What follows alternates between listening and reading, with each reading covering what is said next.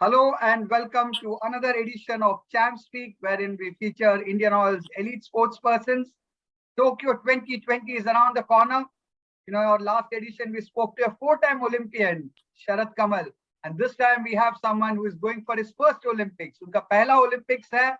हमारे साथ है उस गेम के प्लेयर जिन्होंने भारत को 8 गोल्ड मेडल्स दिया ओलंपिक्स में. हॉकी के बात कर रहा हूँ और हमारे साथ जुड़ रहे हैं Simranjeet Singh. Simranjeet is one of the young players जिन्होंने 2016 जूनियर वर्ल्ड कप विनर है वो, और 2018 में 2018 Asian games bronze medal and also Champions Trophy silver medalist. A very warm welcome, Simranjit. Thank you, sir. Good evening, sir. Good evening. बहुत अच्छा लग रहा है. कैसा है, मतलब प्रिपरेशंस? मालूम है कि ये लास्ट 2 साल काफी डिफिकल्ट रहा है, बट आप लोगों ने कैसे अपने प्रिपरेशंस को जारी रखा इस डिफिकल्ट पीरियड में? और सर, हमारा प्रिपरेशन बहुत बढ़िया चल रहा है अब तक, और इस टफ पैंडेमिक टाइम में हम जो मैनेज किया है वो बहुत काफी अच्छा मैनेज कर पाई हमारी टीम. एक तो है कि हमें जो 1 साल ओलंपिक डिले हो गया, इससे हमें और प्रिपरेशन करने का मौका मिल गया. ये हम पॉजिटिव साइड हमारी ये है. और सिमरनजीत, कैंप में देखो अभी it's a mix of experience and youth. आपके साथ और भी 2 है इंडियन ऑयल के खिलाड़ी, हार्दिक है, दिलप्रीत है. तो कैसा है माहौल, कैसा है वहां पे कैंप में? माहौल सर बहुत बढ़िया है. जो हम लोग ऑलमोस्ट सीनियर एंड जूनियर का मिक्सअप है, जो वो बहुत ही कॉम्बिनेशन बहुत बढ़िया है. हमें सीनियर से बहुत कुछ सीखने को मिलता है. जो हमारे जूनियर्स हैं वो बहुत कोऑपरेट करते हैं हमारे साथ, और जो हमारे सीनियर हैं वो बहुत हलीमी से हमें सिखाते हैं चीजें, जो जैसे भी उनका एक्सपीरियंस रहा है. कुछ लोग हैं जो से रुपिंदर पाल, मनप्रीत, श्रीजेश, वीरेंद्र लकड़ा, ये लोग पहले ओलंपिक खेल चुके हैं, तो इनको उस एक्सपीरियंस के बारे में बहुत नॉलेज है, तो वो हमारे साथ शेयर करते रहते हैं ये चीजें. सिमरनजीत, देखो ये जो टीम है इसमें बहुत से खिलाड़ी है जो आपके साथ 2016 जूनियर वर्ल्ड कप में थे. 2016 जूनियर वर्ल्ड कप वो एक सॉर्ट ऑफ आपके लिए एक लैंडमार्क टूर्नामेंट था. हमारे साथ कुछ शेयर किए उस टूर्नामेंट के कुछ यादें शेयर कीजिए. हाँ सर, अगर बैक जाते हैं मेमोरी में, तो sir one of the best memory है मेरे लिए. इंटायर उस पूरे ग्रुप के लिए वो one of the best memory होगी लाइफ टाइम के लिए, क्योंकि वो ड्रीम हमने 2014 में देखा था कि हाँ हमने अचीव करना है. लेकिन हमें पता था ये इतना आसान भी नहीं रहेगा. जूनियर वर्ल्ड कप बहुत यंग टीम्स बहुत टफ रहती हैं उसमें भी, और लास्ट टाइम हम मेडल नहीं ला पाए थे जूनियर वर्ल्ड कप में, और होम ग्राउंड में अगेन हो रहा है, तो अलग सा प्रेशर भी था हमारे ऊपर. और आफ्टर चलते हुए हमारे जो कोच हरिंदर सिंह थे, उन्होंने हमें बहुत अच्छे से प्रिपेयर करवाया था.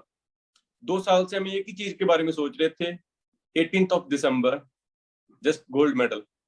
वो 2 साल की जो जर्नी है सर, वही हमारी गोल्डन मोमेंट थी, कि वही हमें वहां तक लेके गई है. वो जो हम हार्ड वर्क किए हैं सर, इंस्पेक्टेबल सर, कुछ अप एंड डाउन आते रहे, और हमें कोच साहब ने हमारा जो माइंड सेटअप था वो हिलने नहीं दिया. हमारा टारगेट एक था, हमारा एम एक था, तो हमने वो हासिल किया. और उसकी सर बेस्ट मोमेंट ये थी कि जैसे लखनऊ में हो रहा था, मैं अपनी लाइफ में इतने बड़े क्राउड में पहली बार खेल रहा था, वो भी होम क्राउड में. तो वो सर जब हम ओपोनेंट की डी की तरफ बॉल लेके बढ़ रहे होते हैं, तो इतने लोगों की आशाएं वहां पर और ज्यादा हो जाती हैं. वो एक मोमेंट मेरे लिए बहुत बढ़िया था, वो जब मैंने स्कोर करने में कामयाब हो पाया फाइनल में. तो सर वो मेरे को एक ड्रीम ही लग रहा था, अभी भी एक ड्रीम ही लगता है. ये मेरे लिए sir one of the best moment थी. या हम सबके लिए, जिन लोगों ने भी आपके करियर को फॉलो किया है, आपके हार्दिक के दोज आर अनफॉरगेटेबल मोमेंट्स. वैसे अनफॉरगेटेबल मोमेंट्स 2018 में भी आया. एक तो चैंपियंस ट्रॉफी में सिल्वर मेडल, और एशियन गेम्स का काफी सालों बाद India got a medal there, bronze medal. जी सर, उसके बारे में थोड़ा अपने यादें ताजा कीजिए. एक्चुअली उसके बाद सर हम सीनियर टीम में चांस मिला आने का, और हम अंडर सेम हरिंदर कोच साहब के अंडर हम चैंपियंस ट्रॉफी गए थे. और वो सर चैंपियन ट्रॉफी वर्ल्ड का मोस्ट टफेस्ट टूर्नामेंट होता है. वो बेस्ट 6 टीमें खेलती हैं, टॉप 6 टीम्स.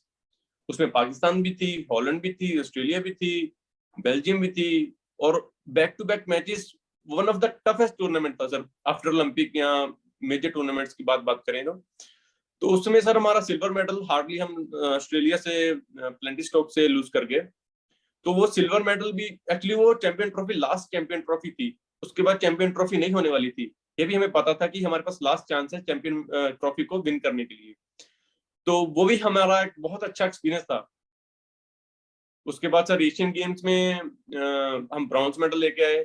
अनफॉर्चुनेटली सर वो हमारी टीम गोल्ड के लिए डिजर्व करती थी, बट कभी कभी कहते हैं कि जो आप चाहते हैं हमेशा नहीं मिलता। वो हमारे कुछ मिस्टेक्स की वजह से हम वो लूज कर गए, जिससे हमने बहुत कुछ सीखा फिर आगे वो उसी टीम ने। तो I think after all we land up in sir bronze medal. नहीं, आपने बहुत सही कहा, Simranjeet, from even from defeats you learn so much, तो बहुत it's a very valid point that you say. And कोशिश करना तो आपके हाथ में, आपकी टीम ने कोशिश की, उस टाइम तो नहीं हो पाया, but bronze medal still a bronze medal, it's a medal for India in the Asian games. थोड़ा पीछे जाते हैं, आपने भी बोला गोइंग बैक इन टाइम, हमने देखा है कि पंजाब से जितने भी खिलाड़ी, बहुत से खिलाड़ी हॉकी की ओर आकर्षित होते हैं। आप हिस्ट्री भी ले लीजिए इंडियन हॉकी का, दो स्टेट्स जो मुझे हमेशा लगता है, एक तो पंजाब, एक कर्नाटका, कुर्ग, और इट्स अ सॉर्ट ऑफ ए बहुत ही मजेदार मिक्सचर है साउथ और नॉर्थ का। मतलब ये इंडियन हॉकी में हमेशा रहा है। तो जरा आपके मैंने पुराने दिनों के बारे में बताया। आपके कजिन जो है वो भी इंडियन टीम में आपके साथ है, तो फैमिली में और भी कोई थे जो खेलते थे? कैसे अब आकर्षित हुए हॉकी की तरफ? एक्चुअली सर आई लव, जब मैं यंगेस्ट था 7th-6th क्लास में, मेरे को स्पोर्ट्स पसंद थी, लेकिन एक्चुअली हॉकी के बारे में नहीं पता था। जस्ट मेरे को खेलना पसंद था, समथिंग क्रिकेट और जो भी गांव में छोटी मोटी गेम्स चलती हैं, मेरे को जस्ट स्पोर्ट्स में इंटरेस्ट था। और मेरा जो कजिन ब्रदर है सिंदरजीत सिंह, वो भी हॉकी का प्लेयर था, स्टिल वो खेल रहा था, अभी मेरे से 3-4 साल बड़ा था। तो मैंने उसके तरफ देख के थोड़ा सा मेरे को अच्छा लगा कि यहाँ इवनिंग और मॉर्निंग ग्राउंड में जाता है, तो मैं उनकी तरफ देख के आकर्षित हुआ हॉकी खेलने के लिए। और फिर मेरे जो ब्रदर हैं, बुआ जी के बेटे गुरजंट, ये भी हॉकी में ही थे, ये भी हॉकी खेल रहे थे। तो एक जो घर में माहौल था पूरा हॉकी का बना हुआ था। सभी लोग सुबह जा रहे हैं प्रैक्टिस के लिए, शाम को प्रैक्टिस के लिए जा रहे हैं, लेकिन उस समय मैं नहीं खेलता था। फिर इनको देख के मैंने भी हॉकी खेलना स्टार्ट किया, वहां से मेरा जर्नी स्टार्ट हुआ। एक्चुअली हमारे गांव में पूरे जितने भी घर हैं, सभी घर के जो यंगेस्ट लड़के होते हैं, वो शाम को सुबह हॉकी खेलते ही खेलते हैं, चाहे कोई किसी स्कूल में पढ़ रहा है चाहे किसी स्कूल में पढ़ रहा है। तो जो हमारे गांव का माहौल था वो बहुत ही हेल्दी माहौल था हॉकी के लिए। तो वहां से सर मेरी हॉकी करियर स्टार्ट हुआ। उसके बाद सर मैंने चीमा हॉकी अकेडमी ज्वाइन की, यहाँ पे मेरे फर्स्ट रंजीत कोच साहब ने मेरे को बेसिक पे काम करना सिखाया, वहाँ मेरी पॉलिश हुई। और फिर उसके बाद सर मैंने सुरजीत कोट अकेडमी ज्वाइन की, तो one of the best academy in India we can say sir. तो वहां से सर जर्नी स्टार्ट हुई। नहीं, वो आपने सुरजीत एकेडमी के बारे में बात किया, वो जो टूर्नामेंट भी होता है जो सुरजीत सिंह के नाम पे, one of the toughest tournaments, और हमारा टीम इंडियन ऑयल ने काफी अच्छा किया उस टूर्नामेंट में ओवर द जी इयर्स।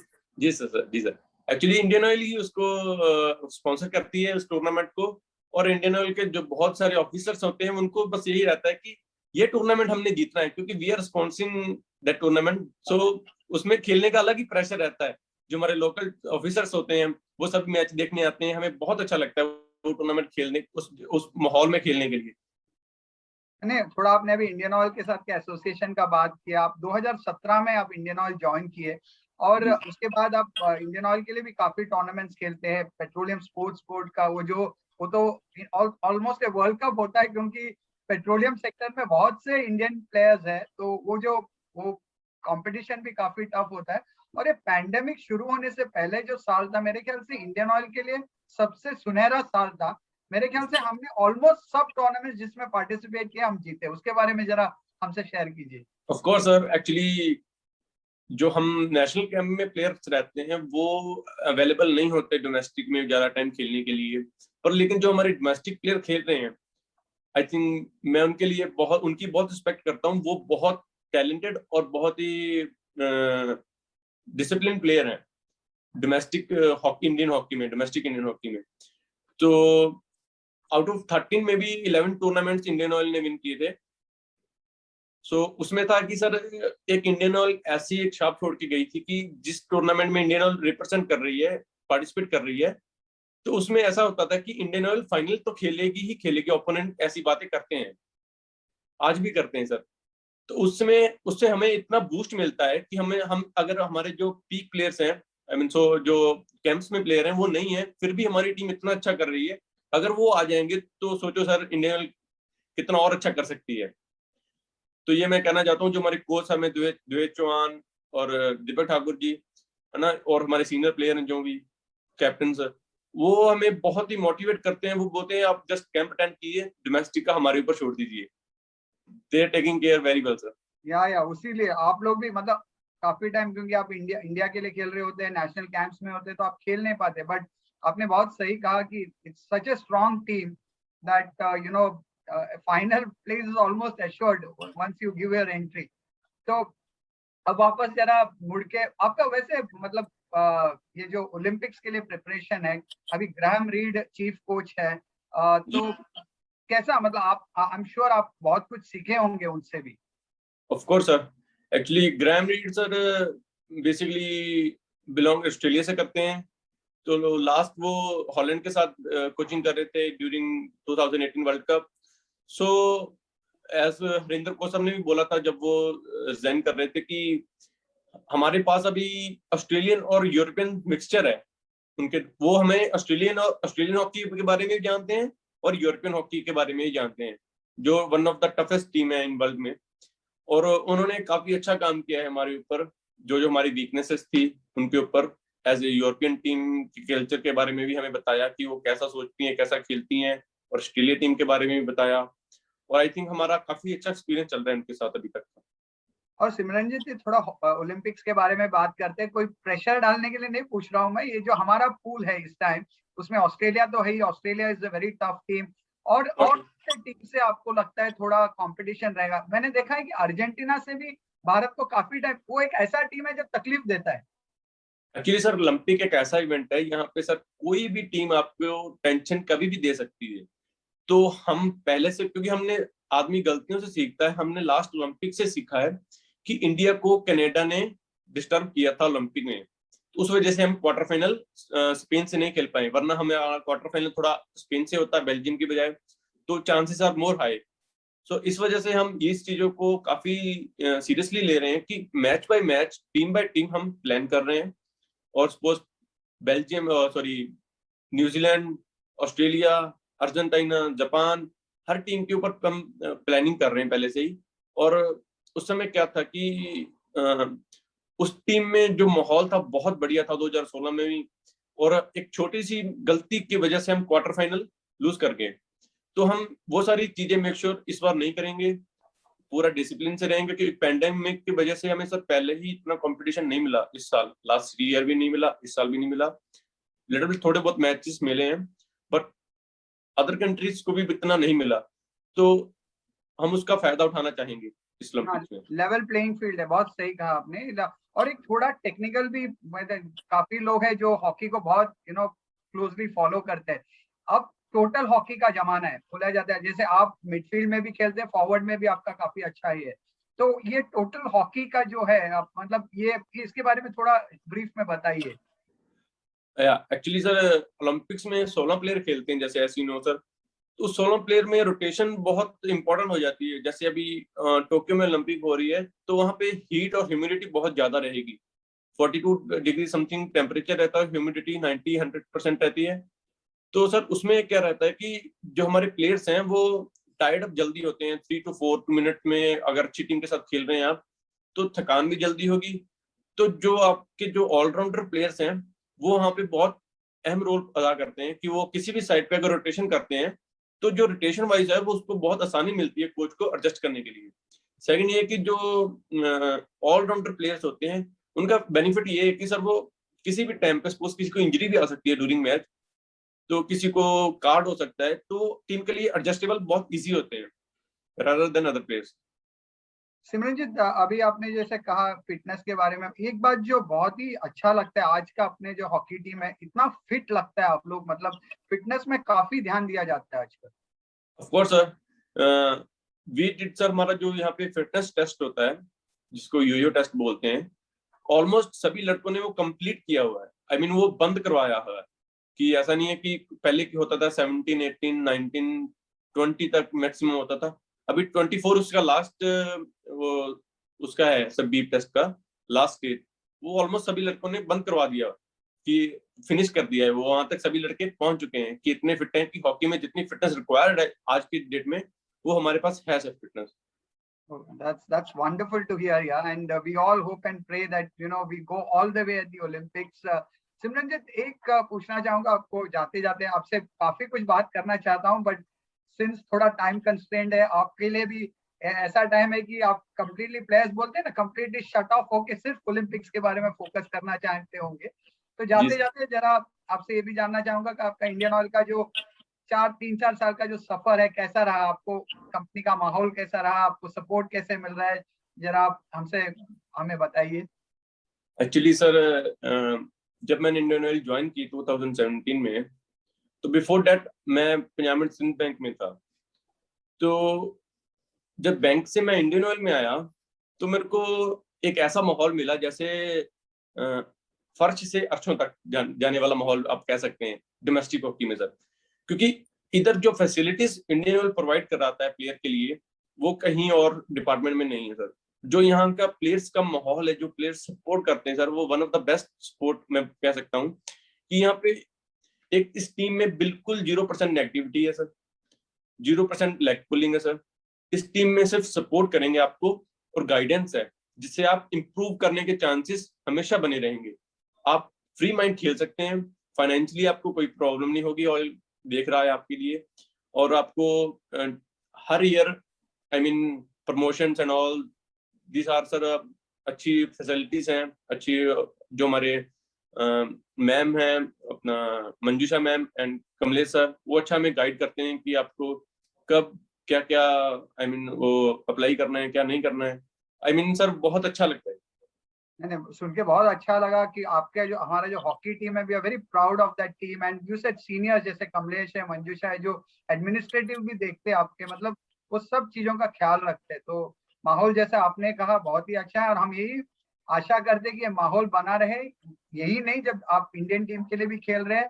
और ऑल द वेरी बेस्ट आपको, हमारी सबके तरफ से आपको शुभकामनाएं ओलंपिक्स के लिए, हार्दिक शुभकामनाएं। एंड नॉट सेइंग दैट आप मेडल लेके आओ या ऐसा प्रेशर डालने के लिए, जाओ, go and enjoy and make the country proud. Simranjeet, thank you so much thank you for, sir. आपने आपका टाइम निकाला हमसे बातें की। आई एम श्योर जो भी इंडियन ऑयल के हमारे साथी इस वीडियो को देखेंगे वो इंस्पायर होंगे, बहुत से बच्चे भी देखते हैं, क्योंकि आप लोग रोल मॉडल्स है, आपको देख के नेक्स्ट जनरेशन आगे आते हैं। So thank you very much Simranjeet, once again all the very best. Thank you sir, thank you so much sir. So that was youngster Simranjit Singh. He would be really gunning for glory at the Tokyo Olympics for hockey. And we got 2 more players with him. Krishna Pathak is also there. He's in the reserves. But let's all wish them all the very best. That's all we have for you in this edition of Champs League. So until the next time, this is your host S. Kishore bidding goodbye.